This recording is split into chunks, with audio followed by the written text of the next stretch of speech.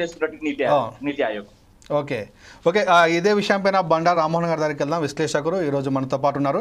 అయితే ఇప్పుడు మనకు ఇంకొకటి ఏంటంటే 32 రూపాయలు సంపాదిస్తే మనకు ప్రపంచ ఆర్థిక వ్యవస్థ ప్రకారంగా ఒక వ్యక్తి 32 రూపాయల కన్నా ఎక్కువ సంపాదిస్తే పేదరికం నుంచి బయటపడ్డట్టు అని ఒక రిపోర్టు ఇవ్వడం జరిగింది. అలా 32 రూపాయల కన్నా రోజుకి తక్కువగా ఇండియాలో సుమారు 40 కోట్ల మందికి పైగా సంపాదిస్తూ ఉన్నారు. వారు అత్యంత పేదరికం అని చెప్పి రిపోర్ట్ చెప్తా ఉన్నాయి. మరి ప్రధాని ఇచ్చినటువంటి స్టేట్మెంట్ కానివ్వండి, మరి అక్కడ ఉన్నటువంటి స్టేట్మెంట్ కానివ్వండి, ఏది నిజమని అనుకోవచ్చు? బండా రామ్మోహన్ గారు మీ విశ్లేషణలో చెప్పండి సార్. ప్రసన్న, మీకు అట్లాగే రామచంద్ర గౌడ్ గారికి, యువమిత్రుడు నాకు రామ్మూర్తి గారికి, అట్లాగే రాజు నేత గారికి అందరికి నమస్కారం. ఫోర్ సైడ్ టీవీ ప్రేక్షకులకు కూడా. ఎందుకంటే బీజేపీ మిత్రుని విడిచిపెట్టడం, మనందరం మాట్లాడిన తర్వాత తను మాట్లాడితే ప్రభుత్వం తరపున కనుక ఉంటుందనే ఆలోచనతో బాగా చేశారు. ముఖ్యంగా రామచంద్ర గౌడ్ గారు కట్టే కొట్టే తెచ్చే 3 విషయాలు చెప్పేస్తే మన రామ్మూర్తి యువమిత్రుడు బ్రహ్మాండంగా అసలు విషయాలన్నీ బయట పెట్టారు. నేను కొంచెం అదనంగా దాన్ని జోడిస్తాను. ఎందుకంటే లెక్కలు తను చెప్పినాక మళ్ళీ చివరం కావద్దు కదా అని చెప్తున్నాను. స్వాతంత్రం వచ్చి 78 ఏళ్ళు అయింది వరకు కదా. మనం చిన్నప్పటి నుంచి చదువుకుంటున్నాం ప్రసన్న మీద ఎంతో మంది పెట్టి అద్భుతంగా ఉంది. చర్చ ఇది జరగాల్సిన చర్చనే ఇది. ఇప్పుడు బీజేపీ వ్యతిరేకమా, అనుకూలమా, కాంగ్రెస్ అనుకూలమా, కాంగ్రెస్ వ్యతిరేకం కాదు. ఇవాళ వచ్చిన మాట ఏంది? నీతి ఆయోగ్ ఉంది 25 కోట్ల మంది, అంటే మొత్తం 143 కోట్ల మంది ఉన్నారు ఇప్పుడు కదా. అలా మీ 25 కోట్ల మంది దారిద్ర్యం నుంచి బయటపడ్డారు. 25 కోట్ల అంటే దాదాపు 6 లక్షల కుటుంబాలు, అది 6 కోట్ల కుటుంబాలు అంతే కదా. 6 4 24 అనుకుంటే 4 కుటుంబాలు 6 కోట్ల కుటుంబాలు బయటపడి అంటున్నారు. ఉన్నవేంటి మరి దాదాపు 60 కోట్ల కుటుంబాలు ఉన్నాయి మొత్తం. యాక్చువల్గా రిపోర్ట్ ఏం చెప్తుందంటే 65 కోట్ల మంది భారతీయులు అంటే 53.7% మంది ఇంకా పేదరికాలు ఉన్నారని రిపోర్ట్ చెప్తా ఉంది. ఎంపీఐ రిపోర్ట్ చెప్తా ఉంది. అందుకని అంటే కుటుంబాన్ని నలుగురు పెట్టుకున్న 140 కోట్ల మంది కంటే దాదాపుగా సగం మంది పైగా 35-40 కోట్ల కుటుంబాలు ఉంటాయి మొత్తం. ఇందులో కేవలం 6 కోట్ల కుటుంబాలే బయటపడి అంటున్నాం. దీని విషయం చెప్తాను. అంటే ప్రపంచవ్యాప్తంగా కూడా మెల్లమెల్లగా పేదరికం తగ్గుతుంది. కానీ పేదరికం మళ్ళీ పెరగడానికి కారణాలు కూడా చెప్పే ప్రయత్నం చేస్తాను. ఇప్పుడు 78 ఏళ్ల రాజకీయాల్లో 50 ఏళ్లే కాంగ్రెస్ పార్టీ పాలించింది. అంతేకాదు మిగతా 25 ఏళ్ళు ఒక జనతా పార్టీ, తర్వాత వాజ్పేయి 2 సార్లు, మొదటిసారి 13వ ఏళ్ళు అనుకోండి, 2 సార్లు, ఇప్పుడు 11 ఏళ్ళు, ఇవి కలిపితే 20 ఏళ్ల దాకా భారతీయ జనతా పరిపాలించింది. బీజేపీ, కాంగ్రెస్ ఇతర పార్టీలు అంటే 80 ఏళ్లలో ఆల్మోస్ట్ 60 ఏళ్ళు కాంగ్రెస్ పార్టీ పరిపాలించింది. గురువింద గింజ తన సాము నలిపారు కదా అన్నట్టు ఇద్దరు కూడా 2 జాతీయ పార్టీలు కదా, ఈ ప్రాంతీయ పార్టీలు ఏవి కూడా రాలే కదా. ఒక్కసారి కిచిడి మొత్తం వచ్చినా కూడా దేశవ్యాప్తంగా అన్న చిన్నప్పుడు చదువుకుంటుందంటే మనకు సమస్యలు ఏమిటి భారతదేశానికంటే నిరక్షరాస్య, అధిక జనాభా, పేదరికం గురించి మాట్లాడుతున్నాం. మీరు అన్నది కదా, సుమారు 60 కోట్ల మంది పేదరికంలో మగ్గిపోతున్నారు కదా. దీనికి కారణం ఏంటంటే సంపద కేంద్రీకృతం. ఇంత రామచంద్ర గారు ఫస్ట్ ఒకటే మాటలు చెప్పారు, సంపద ఉన్నవాడికి ఉన్నదేనికి పోతుంది, లేనివాడిగా మారిపోతుంది. సంపద కేంద్రీకృతమై అంత బాగుందనే పరిస్థితి తయారవుతుంది. ఒక చిన్న కథ చెప్తాను నేను. ఎందుకంటే ఇప్పుడు అధికార పార్టీలు 2 పార్టీలు చేసినాయి కనుక ఆ 2 పార్టీలకు పనికొచ్చే కథ చెప్తాను. తాము అధికారంలో ఉన్నప్పుడేం బ్రహ్మాండంగా ఉంది అంటున్నారు, తమకు అధికారులు దిగిపోగానే అంత పేలవంగా ఉంది, మొత్తం నాశనం అయిపోయింది అంటున్నారు కదా. ఒక రాజు దగ్గర ఒక మంగళాయన ప్రతిరోజు మాలిష్ చేసేవాడు, వచ్చేవాడట.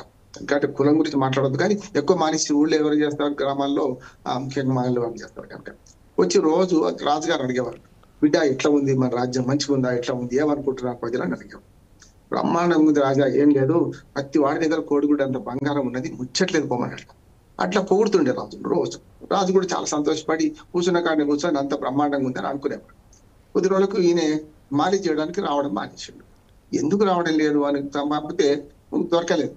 మొత్తం మీద 15 రోజుల తర్వాత ఆ రాజు మళ్ళీ వెతికి పట్టుకొస్తే అప్పుడు మళ్ళీ వచ్చి ఏమైంది, ఎందుకు రాలేదు అంటే అన్నాడు.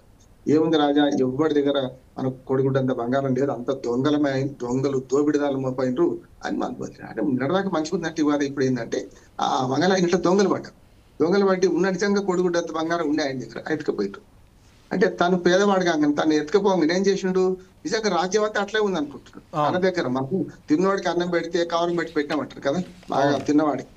అదే ఆఖరికి అన్నం అయితే, వేదనకి ఔషధం అయితే నొప్పి నివారణ అవుతుంది. మనం మందులు నొప్పి లేని కాడ జీడి పెడితే ఏమవుతుంది, నొప్పి అవుతుంది, ఉండే అవుతుంది. నొప్పి ఉన్న కాడ జీడి పెడితే ఏం కాదు. అట్లాగే ఆకలికి అన్నం పెడితే నీ కడుపు చల్లగా ఉంటారు, ఆకలికి లేనోనికి అన్నం పెడితే ఎక్కువ పెట్టమంటారు. కనుక ఇదేమైందంటే కోడిగుడ్డ బంగారం అని చిన్న కథ అప్పుడు చదవాలని చదువుతున్నా.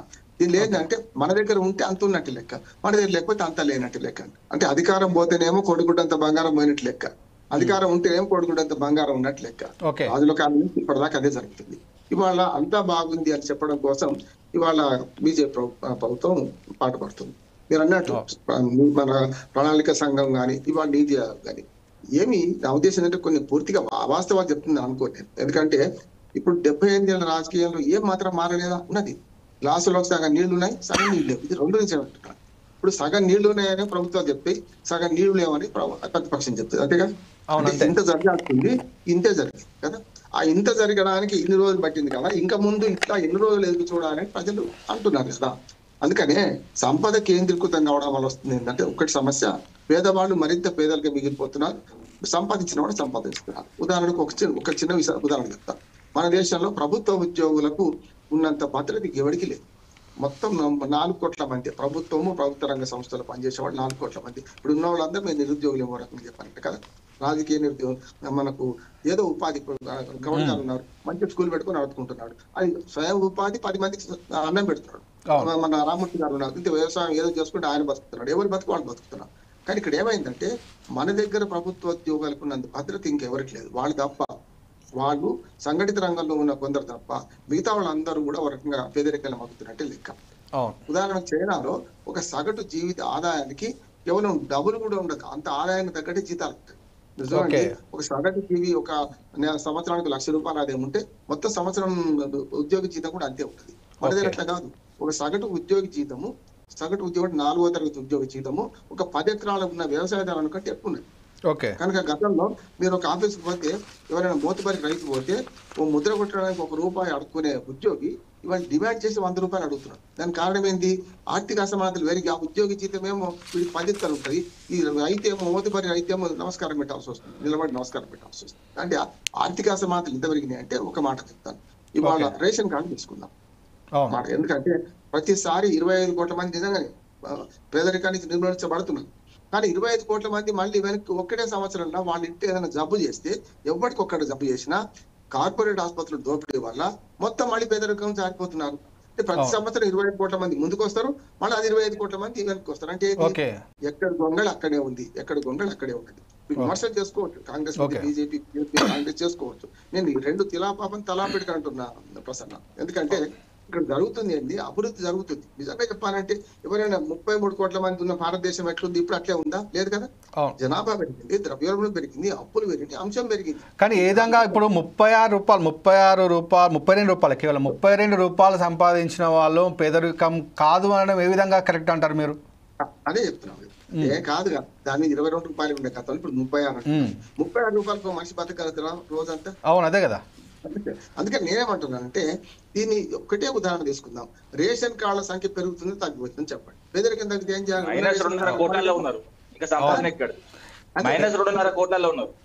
అందుకని రేషన్ కార్డుల సంఖ్య అప్పుడు ఉదాహరణకు తెలంగాణ చూద్దాం, ఇంకా 10 లక్షల మంది రేషన్ కార్డు హక్కులు ఉన్నారు, వాళ్ళకి ఇవ్వాలి అంటున్నారు. రేషన్ కార్డు ఇప్పటికీ 94 లక్షల రేషన్ కార్డులు ఉన్నాయి. 94+10 అంటే కోటి దాటిపోతున్నాయి. అంటే ఉన్న జనాభా ఎంత?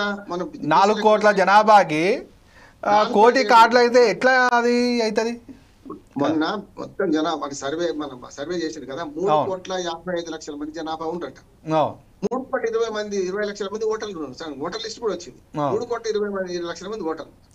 ఇందులో ఇంకో 10 లక్షల మంది మనకు ఏదైతే రేషన్ కార్డు చూస్తున్నారు. అంటే పేదరికం తగ్గిందా పెరిగిందా? అందుకని ఏమంటున్నా అంటే విద్య, ఆరోగ్యం, ఉపాధి ఈ 3 మర్చిపోతే పాలన ఇట్లే ఉంటుంది. అంటే విద్య సరిగ్గా అందకపోతే, విద్య మీద చూడండి, ఒక మధ్యతరగతి జీవి ఇంటర్మీడియట్ పాస్ అయిన కొడుకుంటే గుండెల మీద కుంపట్లాగా 10th పాస్ అయితే అంతే కదా, లక్షల రూపాయలు డొనేషన్లు కట్టాలి ఫీజుకి. అసలు పేదవాడు చదివించాలంటేనే అదొక యుద్ధం చేసే పరిస్థితులు ఉన్నాయి వాళ్ళు. అవును, ప్రభుత్వ విద్యాలయాలు లేవంటే ఉన్నాయి, కానీ సమస్య ఏంటంటే వాటికి నమ్మకం లేదు. నేను చెప్తున్నా ఇప్పటికి కూడా ప్రభుత్వ వ్యవస్థలో నమ్మకం లేక. అవును, నమ్మకం లేక. నా ఉద్దేశం ఏంటంటే డబ్బులు లేని చదువు మంచిదే, ఫ్రీగా వస్తే ఏదైనా సరే పనికిరాని అనుకుంటున్నారు ప్రజలు. ఆరోగ్యం కానీ విద్య కానీ. అయితే మన డిమాండ్ సప్లై తేడా ఉంటది ప్రసన్న. మనము వాడుకుంటుంటే ఏదైనా మనకు పనికి వస్తుంది. మీరు ప్రభుత్వ పాఠశాలకే పోకుండా అదో ప్రిస్టేజ్ గా భావించి నువ్వు ప్రైవేట్ పాఠశాలకు పోతుంటే పంపితే కష్టమే కదా. సపోజ్ చేసి రిక్షా వాళ్ళ పిల్లలకు కూడా ఇవాళ రిక్షా పిల్లలు కూడా ప్రభుత్వ స్కూల్లో వద్దు అనుకోని ప్రైవేట్ స్కూల్లో చదివిస్తాను. దానికి కారణం ఏంటి? అవి బాగలేవని కాదు, దాని మీద నమ్మకం లేకపోవడం. కుక్కను చంపాడంటే పిచ్చి కుక్కని ముద్ర వేసినట్టు ఇవాళ విద్యను ఆరోగ్యాన్ని నాశనం చేసి మిగతా అన్ని సంక్షేమ పథకాలు అమలు చేసుకుంటూ సంక్షేమ పథకాలు ఇప్పటికి అవసరం అవుతున్నాయి అంటే నిజంగా పేదరికం ఉందనే కదా. ఆరోగ్యం విద్యలో కానీ చేస్తున్నారంటే ముఖ్యంగా సంక్షేమ పథకాలు చేస్తున్నారంటే పేదరికం ఉన్నట్టే కదా. పేదరిక నిర్మూలన అనేది దీర్ఘకాలిక సమస్య, ఒక్కనాడు పోయేది కాదు. కానీ ఇక్కడ ఏమైంది, ఆర్థిక అసమానతలు పెరిగి ఉన్నవాడు బాగా ఉన్నవాడు అయితే డబ్బంతా ఒక దగ్గరికి పోయి ఇవాళ లేని వాడు అవుతుంది. ప్రభుత్వ విధానాల వల్ల వస్తున్న సమస్య ఒక బీజేపీని తిట్టాల్సిన అవసరం లేదు, కాంగ్రెస్ తిట్టాల్సిన అవసరం లేదు. ఇలా పాపం తలా పిడికడు. ఇప్పటికైనా నీతి ఆయోగ్ చెప్పిన మాట వాస్తవమే, కానీ వచ్చే సంవత్సరం మళ్ళీ 25 కోట్ల మంది పేదరికలు తీసాకపోతారు, మళ్ళీ కొత్త వాళ్ళు 25 కోట్ల మంది మళ్ళీ పేదరికం నుంచి బయటపడతారు. ఇది ఇంట్లో అంటున్నారు. ఇది ఒక రకంగా రంగుల రాట్ల లాగా పైకి కిందికి తిరుగుతుంటది కదా. ఇది ఎన్ని రోజులు అంటే దీనిలో 3 ముఖ్యమైన: ఒకటి విద్య, 2 ఆరోగ్యం, ఉపాధి కల్పన, వ్యవసాయంలో లాభసాటి వ్యవసాయం, అట్లాంటి స్థానిక ప్రభుత్వాలను బ్రహ్మాండంగా డెవలప్ చేయడం. ఈ 4-5 అంశాలను కనుక పటిష్టం చేస్తే తప్పక భారతదేశం జయహో భారత్ అనిపించుకోవచ్చు. భారతదేశాన్ని తక్కువ అంచనా వేయకూడదు. నా ఉద్దేశం 30 స్వాతంత్రం వచ్చినట్టు వాళ్ళు ఉంటే ఆహార భద్రత వచ్చేసింది, వాళ్ళ ఆహార ధాన్యాల ఉత్పత్తి బ్రహ్మాండంగా జరుగుతుంది. కానీ సంపద పంపిణీలో అసమానతలు ఉన్నాయి. నేనేమంటే సంపద గల దేశము, సంపద గల దేశంలో మేము ఎస్ఎఫ్ఐ పాటలు పాడేవాళ్ళు చిన్నప్పుడు. ఏమంటే సంపద గల దేశంలో పేదరికం ఎట్లా ఉందిరా అన్న అని పాడేవాడు. నేనేమంటున్నా అంటే సంపద ఉన్న దేశం, కానీ సంపదలు అందరికి అందాలి కదా. అందకపోతే ఏమో ఇదే జరుగుతుంది. సంపదలు గల దేశంలో దరిద్రం ఎట్లుందో దరిద్రం ఎట్లుందో పాట పాడేవాడు. తను కూడా అక్కడి నుంచి వచ్చినవాడు. అని ఏమంటున్నానంటే ఇవన్నీ చూస్తే మనకు అర్థమయ్యేది ఏంటంటే ప్రభుత్వాల తప్పు కాదు, ప్రభుత్వాల నిర్వహణ లోపము, వ్యవస్థల పనితీరు మందగించడం, వ్యవస్థల సంఖ్య పనిచేయకపోవడము, గొప్ప చెప్పుకోవడము. అందుకని వాళ్ళ ప్రతి మనిషి మీద 4 లక్షల కోట్ల రూపాయల అప్పులున్నదంటే ఆదాయం 2 లక్షల కోట్లు ఉంటుంది, సగటు ఆదాయం అప్పేమో 4 లక్షల కోట్లు ఉంటుంది. ఈ సంపద ఎటుపోతుంది. మనం ఒకసారి బీజేపీ నాయకుడు ఓబీసీ రాష్ట్ర అధికార ప్రతినిధి రాజు